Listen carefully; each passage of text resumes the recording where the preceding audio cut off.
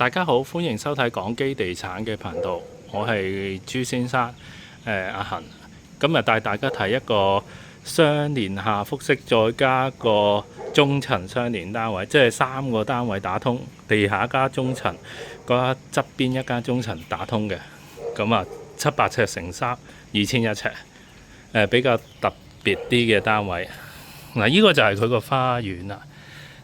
咁佢就都有成大概都有600-700尺㗎啦，就係佢個花園。咁呢度呢，就係南圍村嘅一個屋苑，叫做南苑別墅啊。咁比較罕有嘅單位啦，呢度係望翻去呢，佢擺咗啲餐台喺呢度。咁附近望翻出邊係啲樹，係啊。屋後邊其實係康湖居嚟嘅遠望，遮咗啫，俾啲屋。好，咁我哋依家正式去入屋啦。咁呢度係地下嗰層，係啦。廳嗰個位置，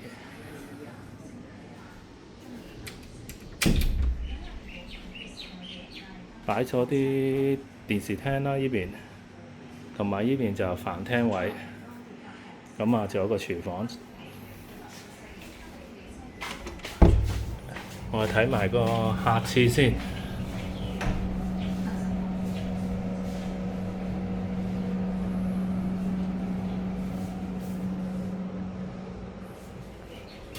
不如我哋去睇埋個半開放式嘅廚房。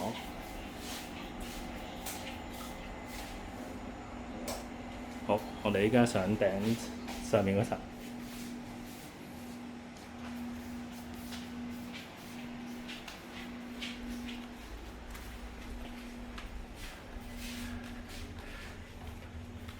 佢上面嗰層主要做咗2間套房，呢度1間套房，呢度有個偏廳，同埋佢有個書房，但係書房我唔影，因為佢有私人嘢喺入邊。依間就第2間套房。依間就主人房啦。主人房佢就多咗個衣帽間嘅個分別，同埋個 view 係最開揚嘅。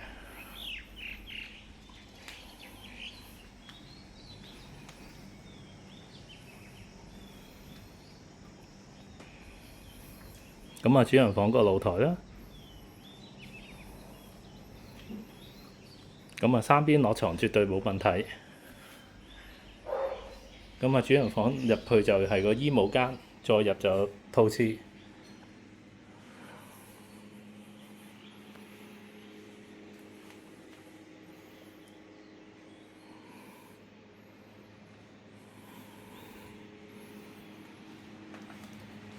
呢個廁所啦，企缸嚟嘅。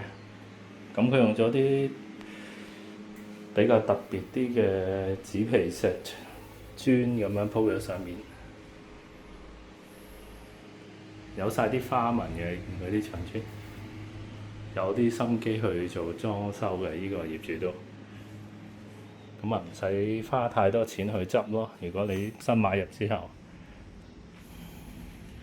我哋去第2間套房啊。第2間套房就爭咗個書房位嘅啫，唔係應該係爭咗佢嗰個衣帽間啫。但係佢衣帽間要嚟做咗變咗個雜物房咁樣。呢個佢嗰個雜物房。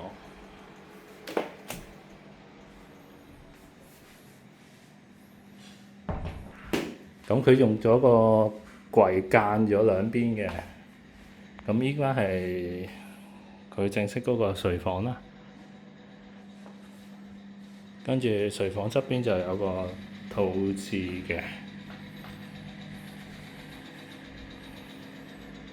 佢依個單位係屬於上層嘅後邊嗰個單位，佢都有自己個露台嘅，就冇乜一個大單位可以有前後露台㗎啦。佢望翻後邊嗰個車場嘅依個露台就。依家就冇限購啦。佢一購多個單位都係同一個稅率啫，所以你分3個名買應該都冇問題嘅，係啊，咁啊稅嗰度就慳翻好多咯。好，咁多謝大家收看我哋嘅頻道，多謝。